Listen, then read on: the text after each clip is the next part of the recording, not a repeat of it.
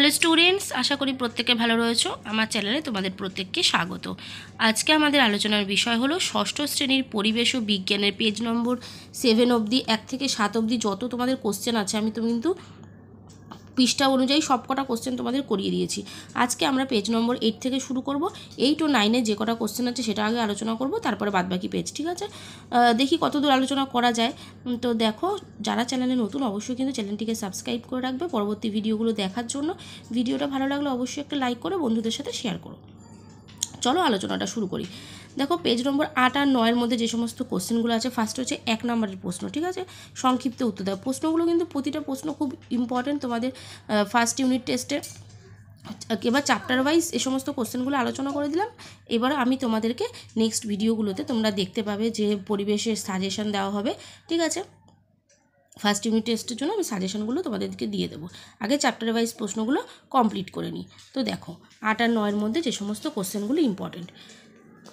ফুল থেকে মধু খায় এমন একটি প্রাণীর নাম লেখো। এই প্রশ্নগুলো কিন্তু 1 নম্বরে সংক্ষিপ্ত উত্তর দেবে তোমরা।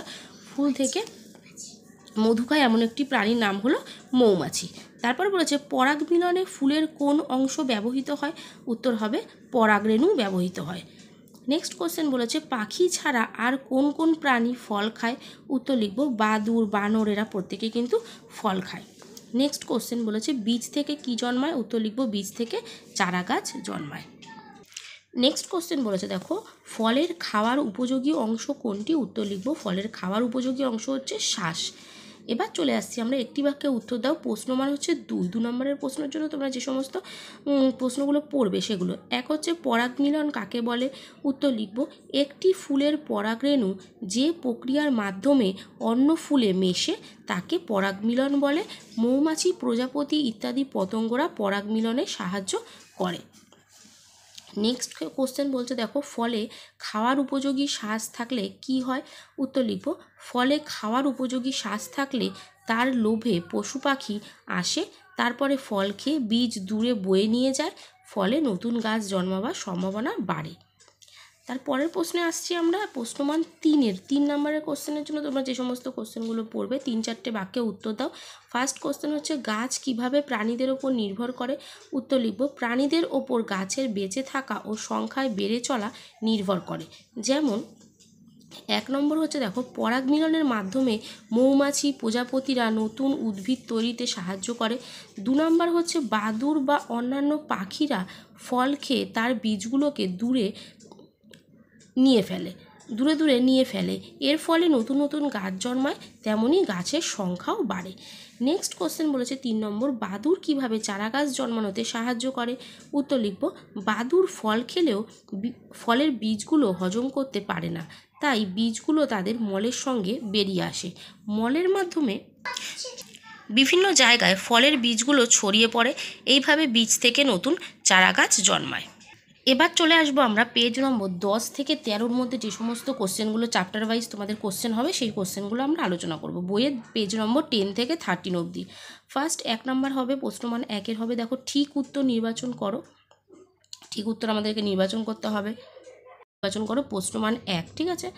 কি বলেছে? অ্যাজোলার রং হলো লালচে সবুজ, রূপোলি না কালো? তাহলে অ্যাজোলার রং কি না লালচে সবুজ। নেক্সট বলেছে গোবকের সঙ্গে মিথজীবিতা চলে গরুর, গন্ডারের না দুটোই? তাহলে গোবকের সঙ্গে মিথজীবিতা চলে, তাহলে দুটোরই হবে। নেক্সট বলেছে হানি ডিউ এর মূল উপাদান ফ্যাট, শর্করা না প্রোটিন? হানি ডিউ তো এর মূল উপাদান হচ্ছে শর্করা। তারপরে বলছে সন্ন্যাসী কাঁকড়ার পিঠে করে ঘুরে বেড়ায় কাছিম, জলহস্তি না সাগর কুসুম? তাহলে সন্ন্যাসী কাঁকড়ার পিঠে করে ঘুরে বেড়ায় হচ্ছে সাগর কুসুম। মাংসাশী প্রাণীর উদাহরণ হলো চিতা, গরু না মোষ? তাহলে মাংসাশী প্রাণীর উদাহরণ হচ্ছে চিতা। নেক্সট কোশ্চেন বলছে তৃণভোজী প্রাণীর উদাহরণ হচ্ছে বাঘ, চিতা না হরিণ? তৃণভোজী প্রাণীকে যেন হরিণ হবে। তারপরে বলছে একটি পরজীবী উদ্ভিদের উদাহরণ হলো স্বর্ণলতা, বট না আম? পরজীবী উদ্ভিদ, দেখো পরজীবী উদ্ভিদ হবে কিন্তু স্বর্ণলতা। নেক্সট বলেছে জাপ পোকা বজ্র ত্যাগ করে প্রোটিন সমৃদ্ধ, শর্করা সমৃদ্ধ না ফ্যাট সমৃদ্ধ? তাহলে জাপ পোকা এটা হচ্ছে শর্করা সমৃদ্ধ হবে। এবার 2 নম্বরে চলে আসছি, বলছে ঠিক অথবা ভুল নির্ণয় করো। 1 নম্বর প্রশ্নমান 1 বলছে অ্যাজোলার চাষ জমির উর্বরতা হ্রাস করে, এটা ঠিক না ভুল? তো এটা ভুল হবে, কারণ জমির উর্বরতা বৃদ্ধি করে। নেক্সট বলছে ক্লাউন মাছ ও সাগর কুসুমের মধ্যে মিথজীবিতা লক্ষ্য করা যায়। তো হ্যাঁ, এটা ক্লাউন মাছ ও সাগর কুসুমের মধ্যে মিথজীবিতা লক্ষ্য করা যায়, এটা ভুল হবে। নেক্সট বলছে জাপ পোকারা প্রোটিন সমৃদ্ধ বজ্র ত্যাগ করে, এটাও ভুল। জাপ পোকারা হচ্ছে শর্করা সমৃদ্ধ বজ্র ত্যাগ করে। নেক্সট বলছে গন্ডারের চামড়ায় এটুলি বাস করে, গন্ডারের চামড়ায়, এটা ঠিক।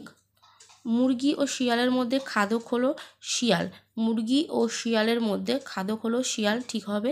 তারপরে বলছে পরজীবী প্রাণীরা ক্ষতিকর হয়, এটাও ঠিক হবে।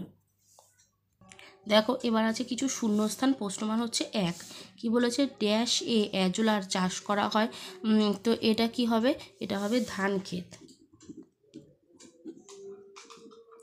ধান খেতে অ্যাজোলা চাষ করা হয়। নেক্সট বলেছে সাগর কুসুমের শত্রু হলো ড্যাশ, এটাই হবে butterfly fish, butterfly fish. Next বলেছে হাতি একটি ড্যাশ প্রাণী, এটা হবে হাতি একটি তৃণভোজী প্রাণী, তৃণভোজী প্রাণী।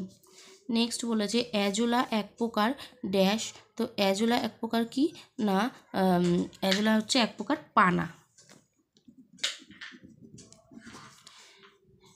নেক্সট বলেছে দেখো যে শেয়াল খেতে পারে এমন একটি প্রাণী হলো ড্যাশ, এটা কি লিখবো? এটা লিখবো মুরগি। নেক্সট বলেছে 4 নম্বর, দেখো কি আছে, 4 দাগ বলছে সংক্ষিপ্ত উত্তর দাও। প্রশ্নমান হচ্ছে 1। মিথজীবিতার একটি উদাহরণ দাও, উত্তর হচ্ছে ক্লাউন মাছ। তারপরে দিয়েছে সাগর কুসুমের খাবারের পড়ে থাকা অংশ কে পায়, উত্তর হবে গোবক ও গরুর সহাবস্থান। নেক্সট বলেছে হানিডিউ কার প্রিয় খাদ্য, উত্তর হবে পিঁপড়ের। তারপরে বলেছে একটি পরজীবী উদ্ভিদ ও প্রাণীর নাম লেখো, তাহলে পরজীবী প্রাণী হচ্ছে উকুন ফিতাকৃমি, আর উদ্ভিদ হলো স্বর্ণলতা। নেক্সট বলেছে স্বর্ণলতার রং কিসের মতো, অ্যান্সার হবে স্বর্ণলতার রং হচ্ছে হলুদ সোনার মতো। নেক্সট কোশ্চেন বলেছে স্বর্ণলতা কোন গাছের উপর বাস করে, উত্তর হবে কুল গাছ। এবার দেখো 5 নম্বরে আসছি, একটি বা দুটি বাক্যে উত্তর দাও, পূর্ণমান হচ্ছে 2। ফার্স্ট কি বলেছে অ্যাজোলার উপকার ব্যাকটেরিয়া কিভাবে করে, উত্তর লিখব অ্যাজোলার পাতায় বাসকারী ব্যাকটেরিয়া বাতাসের নাইট্রোজেনকে বেঁধে ফেলে, এর ফলে অ্যাজোলার পুষ্টি ও বৃদ্ধিতে সহায়তা হয়। নেক্সট কোশ্চেন বলেছে মিথজীবিতা কাকে বলে, অ্যান্সার লিখব প্রকৃতিতে যদি 2 বা তার বেশি সংখ্যক জীব একে অপরকে সাহায্য করে বেঁচে থাকে তবে তাদের মধ্যে যে সম্পর্ক তৈরি হয় তাকে মিথজীবিতা বলে, যেমন সাগর কুসুম ও ক্লাউন মাছের সম্পর্ক। নেক্সট কোশ্চেন বলছে জাপ পোকারা কিভাবে পিঁপড়ের উপকার করে, দেখো উত্তর লিখব জাপ পোকারা শর্করা সমৃদ্ধ বজ্র হানিডিউ ত্যাগ করে এবং এটি পিঁপড়ের খুব প্রিয় খাদ্য, অর্থাৎ খাদ্যের যোগান দিয়ে জাপ পোকারা পিঁপড়ের উপকার করে। নেক্সট কোশ্চেন বলেছে পরজীবী কাকে বলে, অ্যান্সার লিখব যে প্রাণী বা উদ্ভিদ তার আশ্রয়দাতা প্রাণী বা উদ্ভিদের দেহ থেকে রক্ত দেহরস ইত্যাদি শোষণ করে বেঁচে থাকে তাকে পরজীবী বলে, যেমন উকুন। নেক্সট কোশ্চেন চলে আসছি পরজীবিতা ও মিথজীবিতার মধ্যে পার্থক্য লেখো। দেখো পার্থক্যতে কী লিখব, পরজীবিতায় লিখব যে এই প্রক্রিয়ায় একটি প্রাণী বা উদ্ভিদ উপকৃত হয়, আর মিথজীবিতায় লিখব এই প্রক্রিয়ায় 2 বা ততোধিক প্রাণী বা উদ্ভিদ উপকৃত হয়। পরজীবিতাতে লিখব পরজীবী জীব আশ্রয়দাতার ক্ষতি করে, মিথজীবিতায় লিখব কোনো জীবের ক্ষতি হয় না।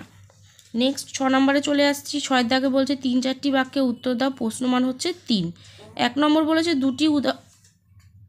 দুটি উদাহরণের মাধ্যমে মিথজীবিতা বুঝিয়ে দাও, লিখব যে মিথজীবিতার মাধ্যমে 2 বা ততোধিক জীব একে অন্যের দ্বারা উপকৃত হয়, যেমন 1 হচ্ছে গোবক বা শালিক খাদ্য হিসাবে গরু বা গন্ডারের গা থেকে এটুলি পায় এবং এগুলো খেয়ে গরু ও গন্ডারকে স্বস্তি দেয়। তারপরে বলছে সন্ন্যাসী কাকড়াকে সাগর কুসুম টেন্টাকলের সাহায্যে জড়িয়ে শত্রুর হাত থেকে রক্ষা করে, বিনিময়ে খাবারের ভাগ পায়। 2 নম্বর কোশ্চেন চলে আসছি খাদ্য ও খাদক বলতে কী বোঝো, দেখো উত্তর লিখব যে জীব অন্য জীবকে খাদ্যরূপে গ্রহণ করে তাকে খাদক বলে, আর যে জীবকে খাওয়া হয় তাকে বলে খাদ্য, যেমন বাঘ হরিণকে খায়, এখানে বাঘ হলো খাদক আর হরিণ হচ্ছে খাদ্য। নেক্সট বলছে যে 2টি উদাহরণ দিয়ে পরজীবিতা বুঝিয়ে দাও। তাহলে কী লিখব? পরজীবিতার মাধ্যমে এক জীব অন্য জীবের দেহ থেকে আহার্য সংগ্রহ করে বেঁচে থাকে। যেমন 1 হচ্ছে উকুন মানুষের মাথায় বাসা বাঁধে ও রক্ত খেয়ে বেঁচে থাকে। 2 হচ্ছে স্বর্ণলতা কুল গাছের ওপর বেড়ে ওঠে এবং তার রস শোষণ করে বেঁচে থাকে। তাহলে পেজ নম্বর 13 অবধি যত তোমাদের কোশ্চেন ছিল 1, 2 নাম্বার এবং 3 নম্বরের সব কোশ্চেন কিন্তু আমি আজকে এই ভিডিওতে আলোচনা করে দিলাম। তোমরা অবশ্যই ভিডিওটা পুরোপুরি দেখবে। লাইক করো ভিডিওতে, যারা চ্যানেলটাকে সাবস্ক্রাইব করোনি অবশ্যই কিন্তু সাবস্ক্রাইব করে রাখবে। আজকের মতো এখানেই টাটা, দেখা হবে নেক্সট ভিডিওতে। পরের ভিডিওতে আমরা পেজ নম্বর 14 থেকে আলোচনা করব।